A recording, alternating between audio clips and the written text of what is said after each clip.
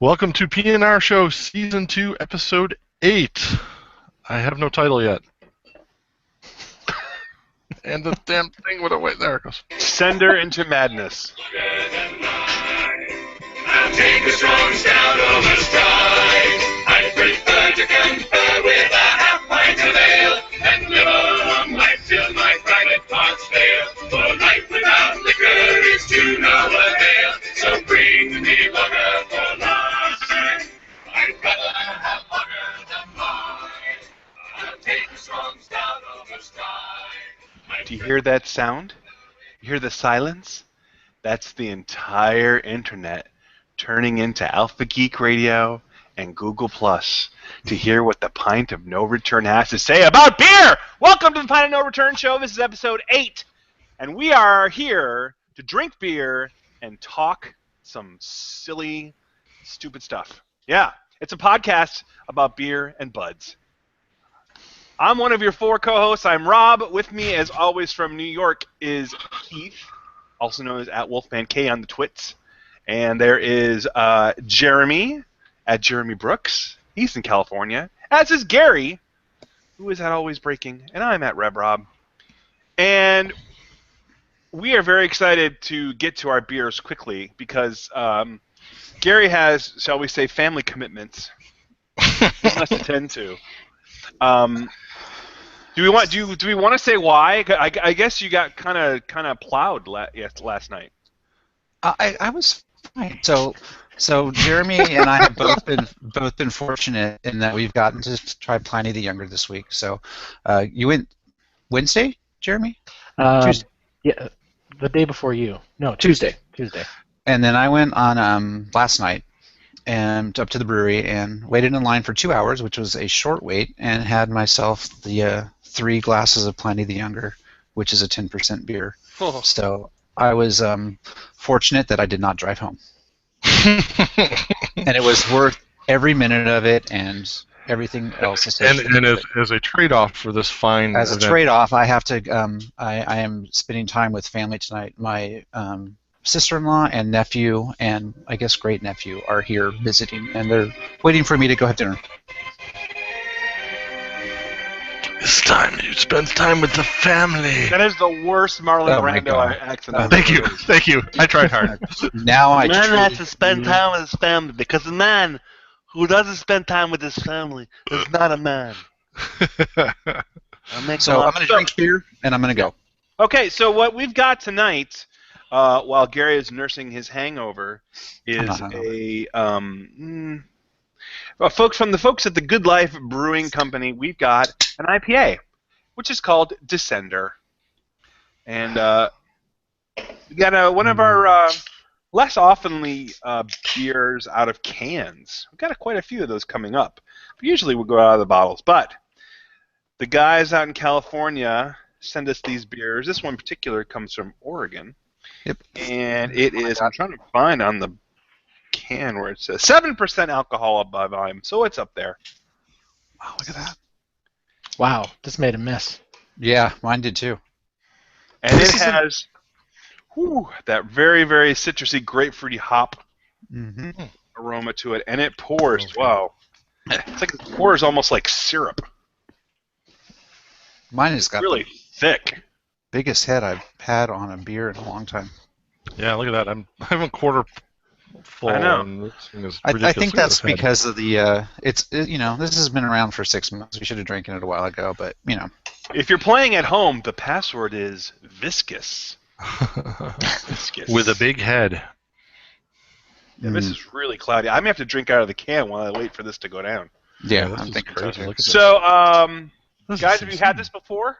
Nope, we haven't. I've had this before. I've had this on tap at the brewery and in growlers by a lake up by Mount Bachelor, where it is probably best to be enjoyed. Oh, Bachelor. Doors. I'm sure lots of stripper capital of the world. All right. Let's go. Prost. Cheers.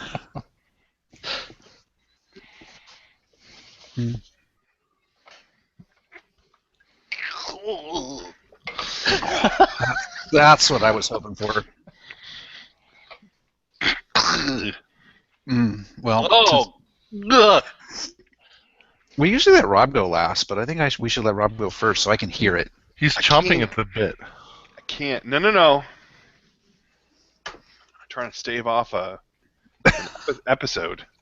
This is the best beer to have after you've had strep, right? All right. I think we'd like to have your episode on the air, Rob. Folks listening to the old show will remember my less than stellar review for Pliny. And it will come as no surprise if you had heard that review that this one it deserves a spot on the shelf right next to it, which I'm sure the boys will say later will agree with me, but for different reasons. This is disgusting, pathetic, vile in every sense of the word. It is bitter to a fault. All you can taste is the bitter. It's very thick, and it just sits right in the front of the palate and doesn't move anywhere.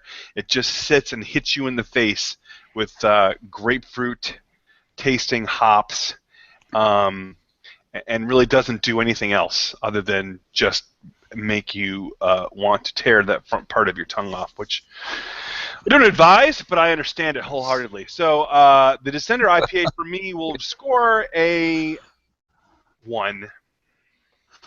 Oh, Rob. 1. Wow, rock I am so bottom. glad we had last week's show without Rob to lead It's it horrible. as a primer for everybody who's new listening to understand that actually means this is probably a damn good beer. Yeah, Rob horrible. does not fail to disappoint. It's this horrible. beer hit right where I expected it to hit for you. It's disgusting. So to contrast that with the for other sending Good Life one we had last, we had Good Life a couple weeks ago. Yeah, It was like had 3 the or 4 sweet weeks IPA. ago. Yeah, we had the sweet as. Yeah, the as. The sweet as, and that got a very high score from Rob. That got Yeah. an 8. So Yeah, because it's it not the beer, it's the beer. wasn't so much punch you in the face with the hops. It had more to it than just hops. This is all hops and just bitter, horrible. This is I love this beer. I love Good Life Brewing. It's a great spot. They have a great environment.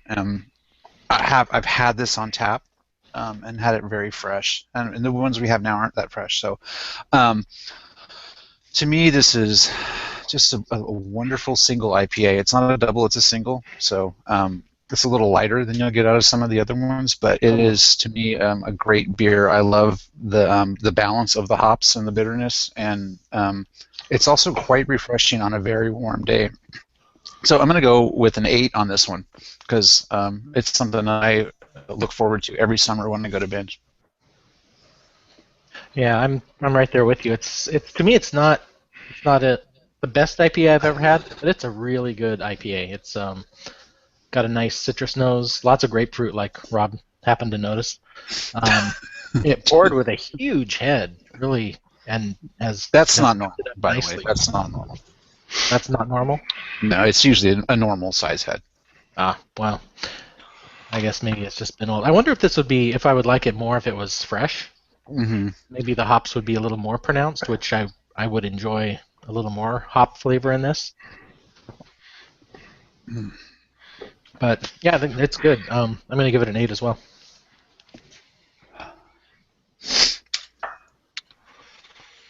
Well, like Rob, I think this deserves a spot on the shelf next to Pliny. But unlike Rob, Pliny is possibly my most favorite beer ever. So, this is damn good. And I think the 8s underdo it a little bit. I think it's nice and rich. It's bitter, but not too bitter. The citrus and pine, again, are balanced pretty well. I kind of see it as just, it's kind of almost a little more aggressive than Pliny. So we'll keep it away from a 10, but it's a solid 9. I like it a lot. I would definitely drink this if I could get it on the East Coast. Well, that rounds us out to a 6.5. But if you take Rob's score out, You don't take my score out. It doesn't happen. No, we don't Doesn't take happen. Rob's score out. We invert it. No, you don't. we invert it. Okay, you can that invert. means You can that's- invert a 1 into a 1. So that would Perfect. So our official score is 6.5, but as an IPA score, it's probably about an 8.5. Oh, at the IPA score, it's this, a 6.5. And the Beer Advocate rated it 90, and the Bros rated Of it course 94. they did. Of course they did. So Of as an IPA, it's quite good. You know what I call them? I call them lemmings. They're lemmings. If No, you are a beer snob, which I'm not saying these three guys are, but if you are a beer snob and the last thing you want to do is be caught out of the loop and out of the zeitgeist, you have to take any beer with hops and you automatically just pump it up. But no, I'm telling you, folks, listen to me. Your beer authority, listen to me. Do not drink this beer. The folks at Good Life are lying. This is bad life. Bad. No, I mean, I've had a lot of IPAs. Descender. It's descending into hell, is what it's doing. All right, I think I'll leave it at that. All right, guys, I'm going to bail on you. Thanks for drinking beer. Thanks, Gary. Gary, it was good seeing you. Hopefully we'll catch you next week. Yeah, come back. For brief moments on this show, since we started live with Alpha Geek, we had all four of us. We had all four of us for like brief moments. For brief moments. It's true. Sorry, Alpha Geek. All right, guys, have a good week. All right, later. See ya. All right, so as we continue on with the lovely show, I don't know if you guys were able to watch either live or on DVR Sunday's Saturday Night Live 40th reunion. Were you able to see it? I didn't even know that was happening. Huh. Okay. This topic's going to go great. I have caught bits and pieces of the clips from it. I haven't seen the whole thing end to end. Okay. So I'm curious, did they do a special show for the 40th, or did they do best of? So here's what they did. Let me take you through the entire weekend, or the entire process. Basically, the producer of the show, Lorne Michaels, longtime producer. The show's been on for 40 years. He's been producer for like 35 of it. He basically told every cast member that's ever been on the show, any host that's ever been on the show, any musical guest that's ever been on the show, he said, if you want to come, you can come. And they did an entirely live show Sunday night, 3.5 hours. Now, when I say entirely live, I mean the show was being broadcast live, but they had in clips, of course, of old shows. And the weekend started on Saturday night, where they broadcast the very first episode of Saturday Night Live with host George Carlin. And I don't know if you've ever seen the very first episode of Saturday Night Live when it was called just Saturday Night, but it was way different than it is now. It was a lot of stand-up comedians. It was a lot of musical guests. They had things like ventriloquists and magicians, and scattered in here and there were short sketches and some short films done by the not ready for primetime players. So they weren't actually the focal point of the show when it first started. It was much more of what you might call a variety show. And then, of course, over the years, it evolved into what we know today, 40 years later.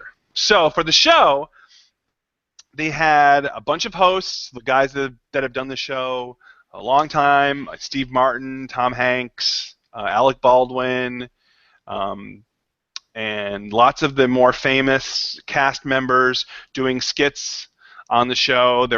But the entire audience was full of former cast members, Hollywood elites, musicians, family members. So it was actually a whole show or an audience of homers, while they did clips and tributes to folks that have passed and great cast members and all that kind of stuff. So a 3.5-hour show broadcast on Sunday night, and they had Paul McCartney sang. That's the one complaint, or I shouldn't say one complaint. The first complaint I had was their choice in musical guests.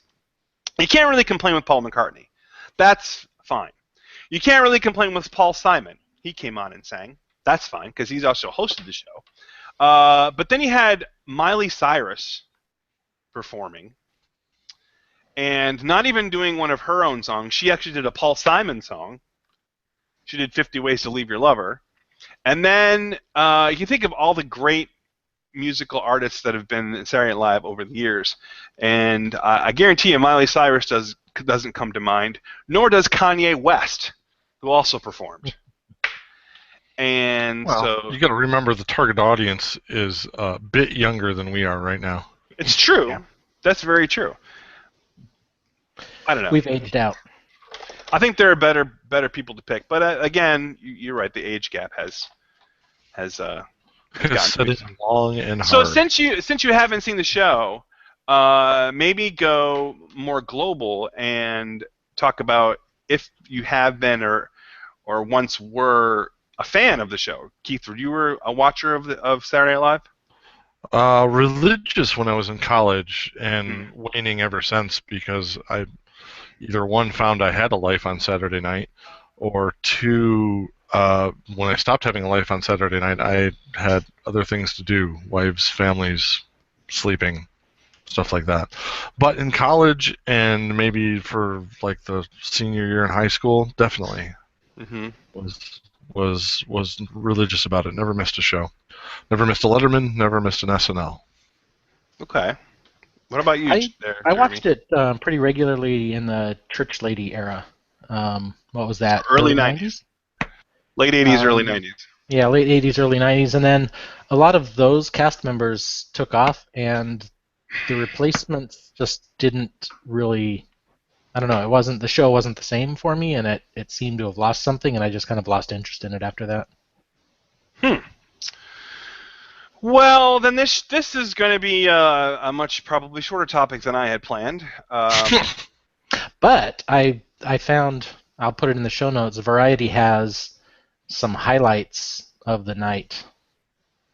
Yeah. Where did that go? So I'll probably look at that and see. It's worth a watch. I will tell you that even though if you haven't been a Saturday Night Live fan for a while, and it is an acquired taste, not everything is a slam bang funny smash hit on Saturday Night Live. But my wife and I still DVR it, and we still watch it every week. We don't stay up to watch it anymore, but we do watch it like on Sunday morning.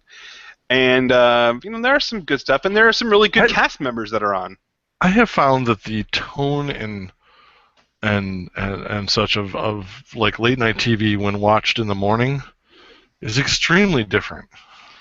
Well, I mean, alcohol content in your system alone will make Well, that. no, I mean, I can watch, say Letterman the night before, and then for a while there I was DVRing Letterman, and then watching him the next morning as I get ready for work or whatever, and it's not at all the same. What is hysterical the night before is just not that funny in the morning. I found. So I really don't like watching SNL. I'm taking us on a tangent, but damn it. Tangents be damned. I don't know. Maybe I'm alone in that. it doesn't feel right. Well, no, apparently not, because it sounds like Jeremy's right there with you. Yeah. To me, there's something. Most of it stopped being funny, whereas when I was watching it, I don't know if I just my sense of humor changed, or the show focus changed, or producers changed. Well, the producer didn't change. Maybe some of the writers changed, but it just lost. It wasn't consistently funny anymore. Mm-hmm. Well, I'd watch the show, and maybe one sketch would make me laugh, and the rest of it just didn't do it for me. We established a while ago, though, for newer listeners, that Jeremy somehow skipped his 30s and 40s and has settled in somewhere in the mid 60s to mid 70s already, and he is the young man on the show, but the old man on the lawn. Right. And all the pop culture that came in those years disappeared too somehow. I'm Statler and who was it? Waldorf. Yeah.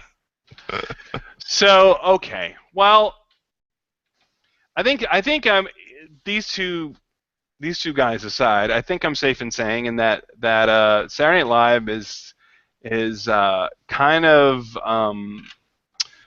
paralleled the culture for 40 years, and it's been a really good gauge as to where we are as a society and the evolution of comedy over the years, just between the show when it started in '75 and up to today.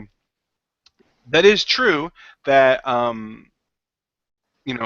as we get older, our comedy tastes evolve, or I shouldn't say evolve, our comedy just kind of stayed the same, whereas folks younger than us kind of evolved too. And I can remember watching Saturday Night Live when I was in college, and my parents not understanding why things were funny and why I was laughing hysterically. So there is for sure some stuff on the show now that I kind of look at and say that's just not funny at all.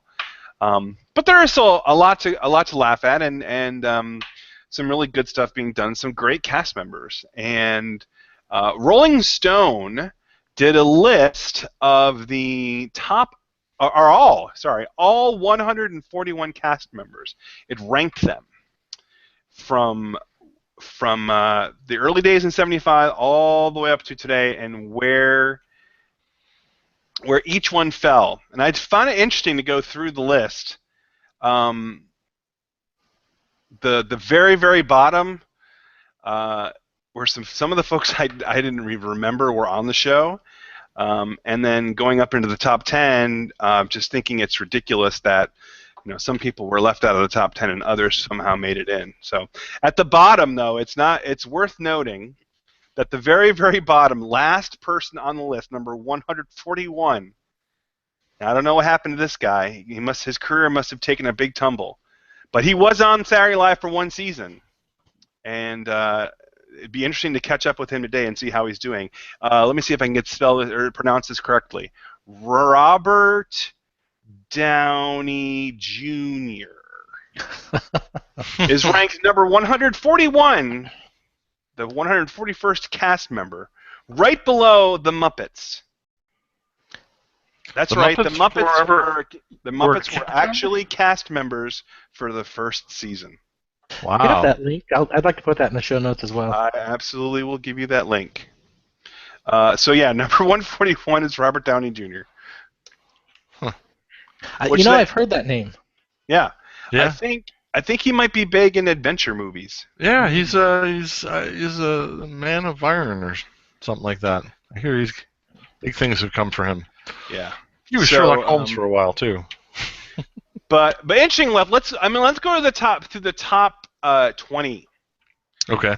Top 21 actually, and then you tell me. Now, some of them you may not know now since you guys don't really watch the show. But you tell me whether or not these people belong in the top 21 of the best cast members of all time. Okay. Chris Rock is number 21. Definitely. Belongs?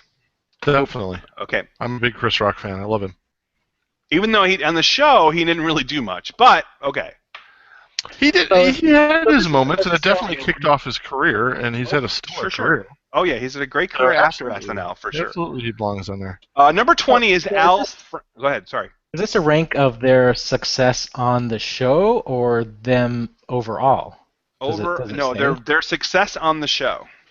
So just on Saturday Night Live. So that's why I don't think that Chris Rock belongs in the top 21. I don't see his contributions on the show were not all that much.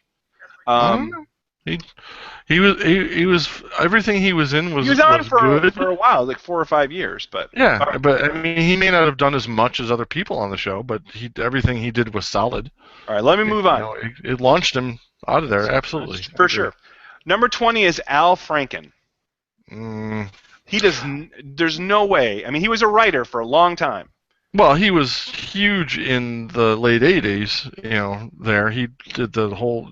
Wasn't he the guy who, with the mirror and the affirmations? Oh, yeah. Stuart Smalley. Stuart Smalley. I mean, that was a huge character in the '80s. All right. I do not know that I would put him in the top 20. Let me just flash back to the next category and tell me if any of these people deserve to be in there over Al Franken. Julie Louis-Dreyfus. No. Rob Schneider. Schneider should be. Molly Shannon. Molly Shannon should be in the top 20. I'm skipping over Jimmy Fallon. I love Jimmy Fallon, but I don't remember. He must have come on after I stopped watching because I didn't see anything he was in. He used to do the news. Well, how about Dennis Miller? Dennis Miller is my all-time favorite SNL cast member. Yeah, he's number 34. Yeah, he gets dinged on every list because he's an absolute nutjob now. But I still love him. Well, and he was really Weekend Update ever. How about these guys? You guys remember these because you watched them. Martin Short, Billy Crystal, and Christopher Guest all ranked below Al Franken. And Martin Short is pretty awesome. Seth Billy Myers. Crystal's pretty awesome. Seth Myers. David Spade. Oh yeah, he should be up Dan there. Hooks. Jason Sudeikis. Lorraine Newman, original cast member. Okay. Are we going to get to this 20 list or not? Okay, so that was kind of a pet peeve of mine. All right, so that was number 20. I still think Franken definitely deserves a nod, though, because his character was so epic and mimicked and became such a part of culture. I mean, hell, if Jeremy knows what, Stuart Smalley, then it must have made an impact. All right, number 19 is John Lovitz. I don't have any problem with him being in the top 20. Yeah, Lovitz is good. Maya Rudolph is 18. I don't know who that is. All right, Beats she me. was on during the Will Ferrell years. I liked Will Ferrell, and I saw some of that. Adam Sandler is number 17. Oh, I Epic. wish he would never have happened. Epic. Chopping That is Broccoli. pretty good on the show. What was it? Oh, Turkey that's- song. that's the turkey Dana song. Carvey. Yeah, I Yes. did Yeah. Dana Carvey. But no, the turkey The Hanukkah song. song, the lunch Hanukkah lady. song. He was Canteen Boy. Yeah, I mean, come on. Rachel Dratch is number 16. She's very funny on the show. Chris Farley, number 15. Yeah. That's good. Yeah. Kristen Wiig, probably one of the funnier women to come out of that show ever. Do you say so? Yep, very much so. Bill Hader, great impressionist. He was in the newer cast last few years. Very funny. He's in lots of movies now. Number 12 is Will Ferrell. Like Will Ferrell. I probably would have put Will Ferrell in the top 10, but that's just me. Dana Carvey is number 11. Mhm. No complaints there. I'd put him right with Will Ferrell, so the two of them being right next to each other are perfect. Number 10, Chevy Chase. Mm-hmm. He was Chevy- only on for one season. Yeah, but it's Chevy freaking Chase. Come on. He's the Okay. reason people tuned in for that season. Okay, so he's number 10. Number 9, Gilda Radner. I can't argue with that. Yeah. Probably the funniest woman to ever be on the show. Number 8, Amy Poehler. Also very, very funny. Very funny, but I don't know. Number 7, Phil Hartman. Probably my favorite Phil, cast yeah. member of all time. Phil's epic. I liked his work on the News radio. news radio much better than anything he did on SNL, but he's it's an epic character. Great characters. Great Bill Yeah. Clinton. Yeah. Number 6, Bill Murray. Can't argue with that. Number 5, Dan Aykroyd. I probably would have rated Murray over Aykroyd, but it's just... Yeah, well, Aykroyd wouldn't have come on the show then, though. Number 4, Mike Myers. Mikey. Yeah, he's awesome. Can't go wrong there. Number 3, and this is a surprise, even though I like her, Tina Fey. You know, she is really funny, and this She's very is funny. From a guy who doesn't watch much TV. I know who she is, and I know she's funny. Yeah. She's often credited with kind of waking up the show. Kind of went in the dumper in the late 90s. She came on the show as a writer and did some side stuff, and eventually got on the news and became the head writer, the first female head writer of the show. And Yeah. of course, the whole Sarah Palin thing, she just like went Yeah. astronomical. No, I'm a big fan of Tina Fey. All right, so either you guys are not looking at this list yet, right? I'm not. I don't have it in front of me. No. Okay. So I have 2 left. I'm waiting to be surprised. Who do you think are the top 2? Let me see if you can guess. Who would be left out? The top 2 cast members of all time. Belushi. Belushi is know number what? 1. Say. Back when you could be politically incorrect and still be on TV, Eddie Murphy. I would say Eddie Murphy is number Eddie 2. Murphy is number 2. Yeah. So. Often credited with saving the show. Oh yeah. The show was about to be canceled in the early 80s, and then they brought him on. He was only 19 years old. Yep. And it was like never the same. Oh, also, he was probably part of the most awkward exchange during the entire show on Sunday night, as Chris Rock basically introduced him. Love that clip. So you've seen that? Oh yeah, I've seen most of the clips. I told you that. Okay, so here's the behind the scenes of that. Oh yeah. First of all, if you haven't seen it, Chris Rock does a 6-minute intro to Eddie Murphy. Talking, and by the way, Eddie Murphy has not been on the show for about 25 years. Yeah, no, Eddie Murphy's been in seclusion almost, But he came back for this. other than his voice work. He came back for this, and so Chris Rock did a 5-6 minute intro for him, and Eddie Murphy came out and spoke for 2. He didn't do any jokes. Everything kind of seemed off the cuff and really pretty awkward. Came to find out that he was invited to be in some of the skits, most notably the Celebrity Jeopardy, where they were going to do a video daily double as one of the clues and have it be Bill Cosby. And if you know Eddie Murphy, you know he does a killer Bill Cosby, and he refused to do it. So he basically didn't agree, just would not do any sketches for the show, and just came out and did a little blurb, and that's it. So, but he's the number 2, Belushi number 1, probably the most iconic. I honestly don't think he's the best cast member of all time. He's really, really good. But I can understand why they put him on, because they have a love affair with John Belushi. Because the whole died too young thing and everything. But anyway, well, I mean, if you get a chance, go back and Keith has looked at a bunch of clips, and I'm sure that they'll have it online for you to watch in some places. It was interesting to see, and I think most of the individual clips are on YouTube. The individual sketches, Hulu has the whole thing. Yeah, it's probably on NBC too, right? Yeah. I haven't checked there. Anyway, it's I don't out know if there. it's the whole thing out there, but yeah. So, okay. We are, at this point, going to go into our Half Pints segment. And we got some picks. We got a bumper for this? Oh, sure. How about some music to segue us into our pick segment?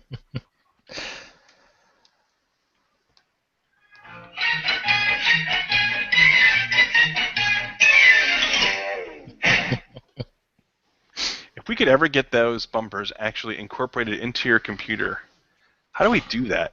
It's a long story. Okay. In our pick segments, we You don't want to talk to me about that right now. Okay. We give you. That's why I kept going. We give you a movie, a television show, an app, a website, something that's piqued our interest this week. Share it with you and tell you basically you have to go out and look at it. So, Jeremy's pick this week is a bunch of consonants. IFTTT-do. There you go. Jeremy, what the heck is that? So IFTTT is an acronym for if this, then that. Oh. I think we've mentioned this on the show before. I don't know if it was this show or a Happy Time Magic Hour, but I think we've talked about it. If this, then that. I'm pretty sure I talked about it on Happy Time Magic Hour, but that's going back probably 2-3 years at this point. So yeah, definitely bears bringing up again, especially recent advancements they've had. Yeah, so this is a website that ties into pretty much every other web service out there. And you can put together what they call recipes, where if this happens, do this. For example, if I post a new photo to Instagram, post it on my Twitter account and my Facebook account and email it to me and put it on Tumblr. And that happens all automatically in the background. You set it up once, and that's it. It just sits there and works. Wow. It's really, really a cool site. It's an awesome service, and it's free. Mm-hmm. So they've introduced these new apps called Do, which take that concept of a recipe and a trigger and an action and turn it into an iOS app that has a button. So I don't know if you can see this. See the Do button? Yep. Mm-hmm. Yep. The recipes you configure just like on the site, but you trigger them with a button. So rather than happening automatically, they happen when you want them to. And you can configure up to 3 in the app. They have a button, they have a note, and I think they have one more app. And you can configure these buttons. They show up in your notification screen, and you can trigger them whenever you want. So, for example, you can send yourself the current location where you are, send it to somebody else. For example, you're on the way home. You can control devices like the Nest, Wemo switches, or Philips Hue light bulbs. So you could have a trigger that turns all your lights on when you get home. It's really neat to have the power of if this then that, but rather than automatic, it's on demand. So I would suggest checking out the site and also the apps. There's really cool recipes out there for this. Well, now, being the resident pessimist, I have to ask this question because people are out there want to know, how's the security? Because I'm assuming you have to put in all your passwords for these. Yep. It depends on the sites you're connecting to. A lot of sites now, you don't use your username and password. They use OAuth 2, where it requests authorization, and you grant the authorization, and then it can talk to the app without you having to enter your username and password. So a lot of it depends on the sites they're talking to. And these are the same kind of things that you do already, possibly in Facebook or with other applications that talk to other services. Yeah, it's one of those things where when you sign into it and you tell it you want it to do something on Facebook for you, it goes to Facebook, has you sign in, and then Facebook says, hey, this app wants to interact with your account. It wants to be able to do this, this, and this, and this. Do you agree? You say yes. When you say yes, then the app doesn't need a login and password. It doesn't care. Right. It gets a token from Facebook and uses that in the future. So if this then that doesn't store your credentials. Which means it's up to you to then go in and revoke that access should you want to at some point. Right. So it's as much as you want to trust any service on the internet. I don't know. Which could become interesting very, very quickly. That gives me an idea. I hesitated putting that as a topic, but I think that would be one I would want to let Keith and you really prepare for, because maybe we'll talk about something. You're gonna steer that conversation right into a wall. So if this, then that, and do is available on the Android store or Google Play and the App Store. I really like where if this then that has gone, especially with the increasing boom of home automation. If this then that was really neat when I started using it just as a way to talk between two different services. If you post something here, also post it there, that type of thing, which is handy. But with the advent of home automation, you can do some crazy things like now when you get home and you open your garage door, automatically turn on your lights in the kitchen and bump the thermostat 5 degrees, with all your connected devices, stuff like that. When the way things are going, it's going to be one of those things where you'll be able to turn off your alarm in the morning, and if this then that will see that as a trigger and then start your coffee downstairs. The stuff. The little conveniences like that, once you get into it, are just going to be phenomenal going forward. And they have something like 166 channels and you can interact with now. It's definitely something to keep an eye on, if not just get in an account and play with it. Because odds are, if you use more than one service on the internet, you could use if this then that to somehow make it a little easier. Well, I have a question now. If you do like a Facebook post, and you have it linked to, when it posts to Facebook, it also posts to Twitter, will it automatically do a link shorten for you if you're over 140 characters? I think Twitter does that for you. Yeah, I think as soon as your post comes in too long, Twitter makes a link as part of their services. But yeah, you can have it do that. You can have it send your post on Facebook to a link shortener, because that's part of the things you can do. So you can have it sent to Bitly, and then when it gets to Bitly, then that gets posted to Twitter for you with a summary. So absolutely. Very interesting. Yeah, cool. It's really cool. All right, Keith, what's your pick for the week? I have two, which you're completely unaware of because I didn't put them in the doc. Well, why would it be any different? I'm going to do my serious one first. In the past week, or since we've been on the show last, my oldest daughter, with her own money, has purchased a Kindle Fire HD6. She had been saving for several years now. Wow. To try to get a iPod Touch. And the Kindle Fires went on sale just before Valentine's Day. And I know she's had trouble because she'd get up, I told her if she got up to $200, I'd kick in the remaining $50 to get her the base model iPod Touch. But the Kindle Fire HD 6 went on sale just before Valentine's Day for $84. Wow. That is a powerful little tablet for less than $100. That is an amazing little tablet for less than $100. So, and Amazon's Kindle App Store, while not as big as Google Play, has most of what you need in it. Oh, a lot of apps on it. So the Fire So is Android, right? Yeah, it is Android. It's a fork of Android, so everything doesn't come over automatically. You have to do a little something to it, from what I understand. But it's if you've got an Android one, it's not hard to make it a Kindle one as well. So and the thing I liked about the HD6, which is not my pick, I'm not picking the HD6, although it's a good pick. The thing I like about it is the parental controls. So I can give her. For her, I can use very minimal controls, but one of the things I want to do is she has a habit of taking her electronics upstairs with her to bed and then not sleeping, staying up all night, reading or playing games or whatever. So this thing has an on-off time that's hard set. She can't change. It has... Dad thinks she can't change it.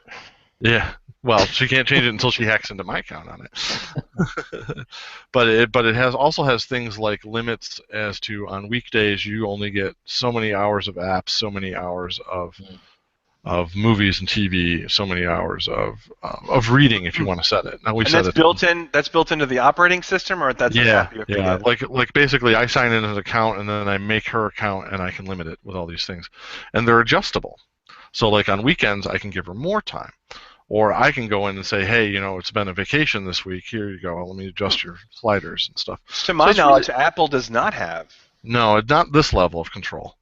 That's pretty cool. It is very cool. But one of the things she wants to get on this thing is an app, and I have to prove all the apps she gets too, is she wants to chat, to be able to chat with her friends. Now, it's not a cell phone, so it doesn't get text messaging. So we're into some kind of instant messenger thing. What am I going to do for her? Well, with a little bit of research, and it's also found out very quickly that it's pretty popular with the kids, we set her up with an app called Kik, K-I-K, which is really, really good app. One, it's automatically kid aware, so it does things like there's a camera on the HD6. It won't let you post pictures from a kid's account.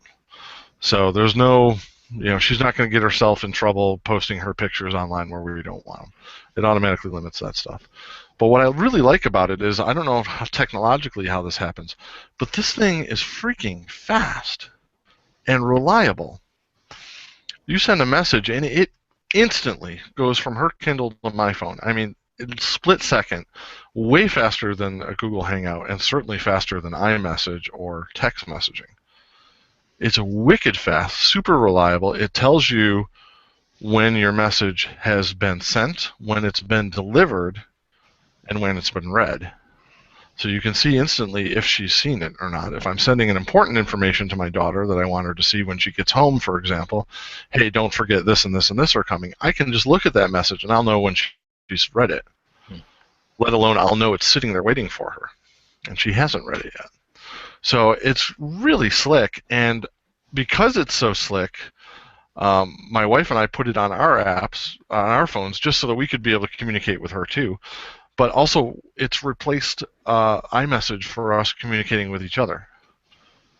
Kik is so good that it's now replaced its spot that was on my home screen for messaging is now the Kik icon, because 99% of my text messaging is to my wife. So, and we had trouble. I mean, iMessage is not great, and you get in, No, it's not. You get in the back of Wegmans or something where signal's spotty, and she's trying to tell me, oh, remember to get some eggs, and I don't get it until I'm out in the parking lot putting the groceries in the car. That's kind of a pain in the ass. This works flawlessly, instantaneously, and you know whether or not the other person has seen it. It's amazing. Now, of course, it's cross-platform in that there's an app on it for just about everything, iOS, Android, Google, Kindle, but it's not cross-platform in that it's going to work with somebody who doesn't have an account. They've got to have the app installed. You got to have an account. The nice thing about the accounts is it's not tied to a phone number, so kids without phones can have their own accounts. And it's just, and the only way to find someone is to have their account name. So you can't go searching for someone, scrolling through emails, trying to find people. Basically, the only way to exchange information is in person. I say, hey, this is my Kik account. You can kick me. You can, text me. So there's very little in the way of random messages being sent. So as far as a kid's texting thing, it's kind of ideal. But as a way for my wife and I to communicate, it's been pretty amazing. Now, that isn't to say that my kid isn't going to text with somebody she shouldn't be, that she gave her Kik account to. You can't prevent that kind of thing. But So what was your pick? my pick is Kik. My pick is Kik. I went through about 6 topics there to get to the point of how awesome Kik is. Yeah, I never want to hear about how my topics go long ever again. Yeah. But that was good information. Well, wait, that's and his I first actually pick have of two. another pick too. Are you I'm gonna kidding stay me? tuned. No, I'm not. This one's quick. This one's a quick pick though. And it's a food. More importantly, it's a fruit. I'm picking a fruit. You ready for this? Oh, yeah. Have you guys had apple pears? I don't know that I ever have. Okay. It is, and I'm not just making a fruit salad here. So like a hybrid? It is a genetic hybrid of an apple and a pear. In my house, we call them papples. I don't know why nobody else calls them papples, because that was just a great name. But they're called in the store as apple pears. And interestingly enough, somehow, when you cross-link an apple and a pear, you get pear flavor, apple texture, with a hint of walnut. Hmm. And That's so interesting. you have pears, apples, walnuts. You know what you can do with this thing is you take this, you slice it up, you spread some mayo on it, you have instant Waldorf salad. It's an amazing item. Modern that's science. That's an Asian pear then. Yes? No. This is a new breed called an apple pear. Hmm. I've had Asian pears. They're lovely. I love pears in general. But this is an apple pear. It looks Have to look for the it. shape of an apple with the skin of a pear. And you bite into it, and it's apple resistance. It's not soft like a pear, but with pear flavor. And the skin has a hint of walnut to it, which is just odd. I don't know where that comes from, but it's good. I like it. So anyway, Cool. apple pears. Go ahead, Rob. I'm sorry. No. It's, I guess, our very first fruit. So I'm picking a fruit. Yeah. Okay. My pick for the week is an iOS app based on a board game. Came out a few months ago, and it is getting rave reviews by most people. The card game is called Sentinels of the Multiverse, and what it basically is a card game where you have team-ups like the Avengers or like the Fantastic Four. You have a group of heroes with different talents, different abilities, going up against a villain and all of his minions, and played in an environment. Now, what does that mean? Well, each character has their own deck. So if you buy the base set, if you buy this as a board game, if you buy the base set, each character has his own deck of, I think, 40 cards. The villain has his own deck, and the environment, say you're playing at a robot factory or in Atlantis or in a burned out city, each environment has their own deck. And what you do is you kind of have to team up, work together, use your powers and your abilities to battle the baddie and all of his minions, and meanwhile the environment's throwing things at you, and it's kind of just like an Avengers battle and a card game. The characters themselves are made up for the game. You have your speedster, she's called Tachyon, and a mental superhero called the Visionary, and the Thing hero with big rocky guys called Bunker. because they didn't want to pay for the intellectual property, obviously. But anyway, it's a very, very popular game among board gamers and game players. And 2-3 months ago, they put out their app, and you get all the decks, and you get all the base game decks, and the villain decks, and the environment decks, and you can play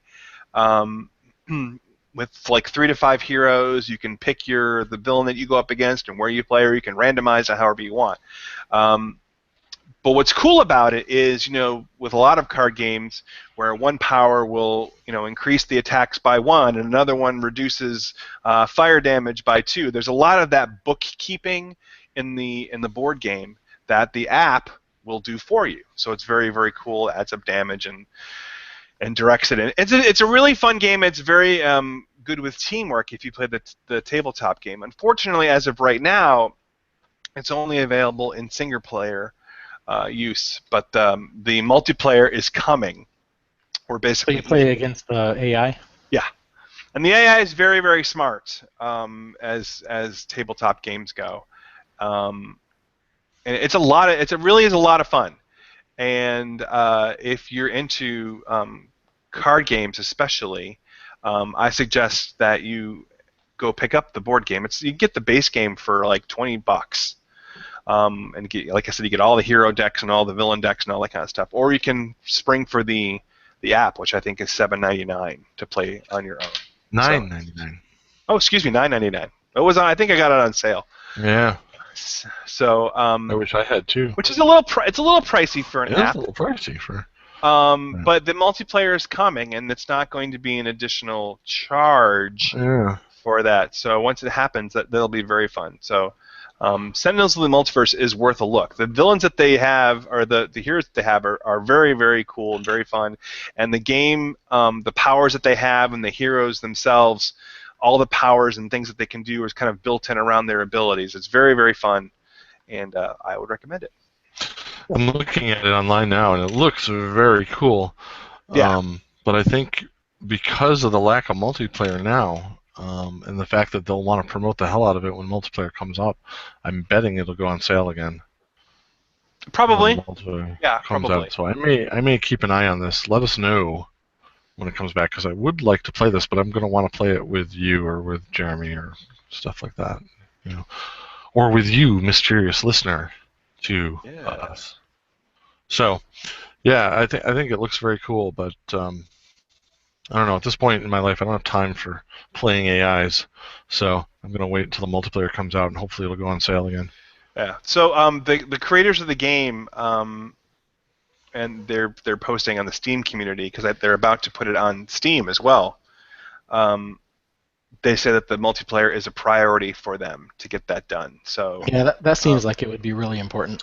Any kind of card game. These digital card games are taking off. So, I mean, especially since Hearthstone is out there and just bankrolling millions by not requiring people to buy things.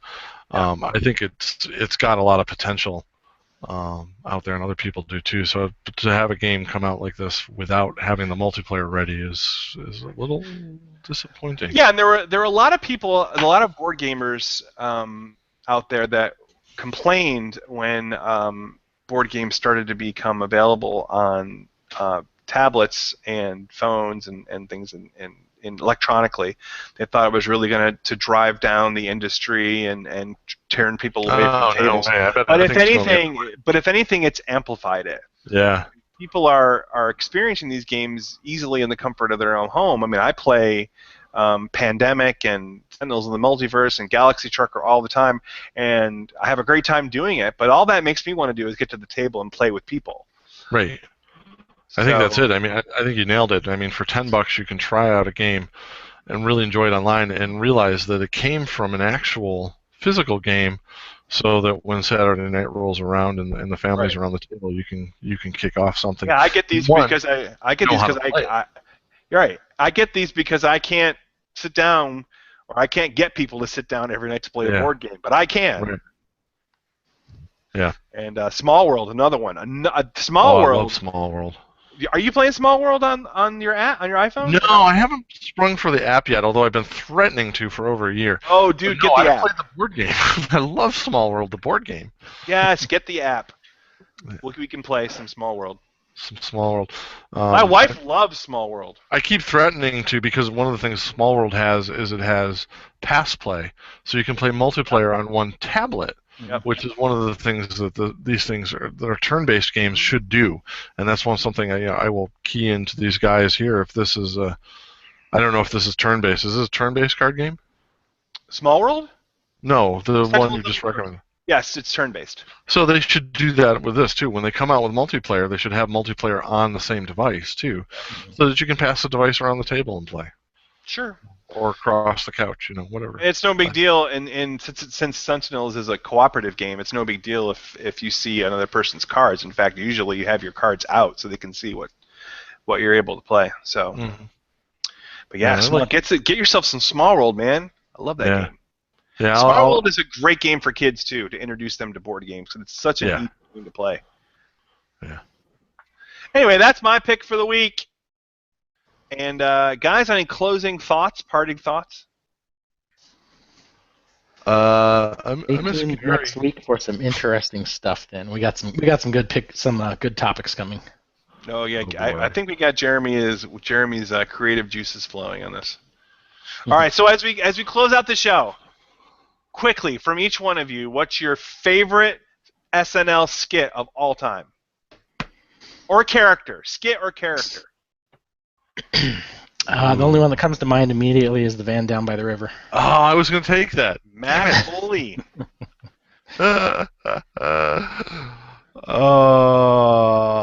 Yeah, Dana Carvey chopping broccoli. Wow, he did that at the show. Did he? He Good did for that. him. Yeah, he did. Yeah, I'm gonna go. I mean, I have a lot of really, really good favorites. But I think Church Lady is up there. Wayne's World. Stefan, who is a new character on there, is up there. I just die laughing whenever Stefan comes. Wayne's World is always a great one. Gumby, Buckwheat, Mr. Robinson, all those great Eddie Murphy ones. But I'm going to go, since I loved Phil Hartman so much on that show, I'm going to go with Unfrozen Caveman Lawyer.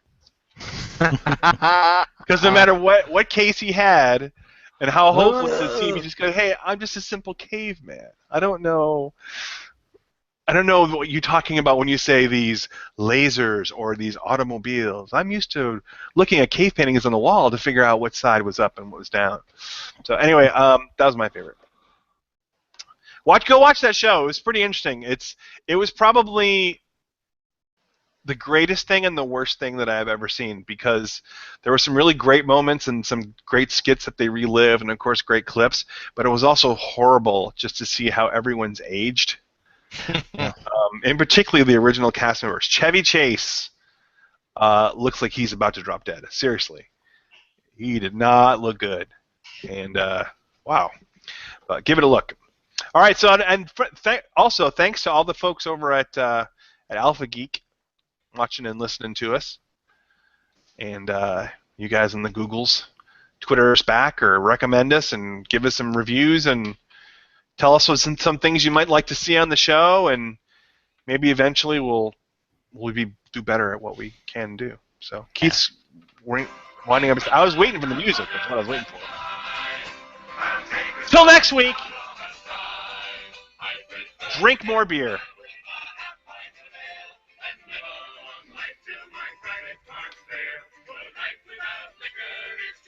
The music sounds like it's like next door.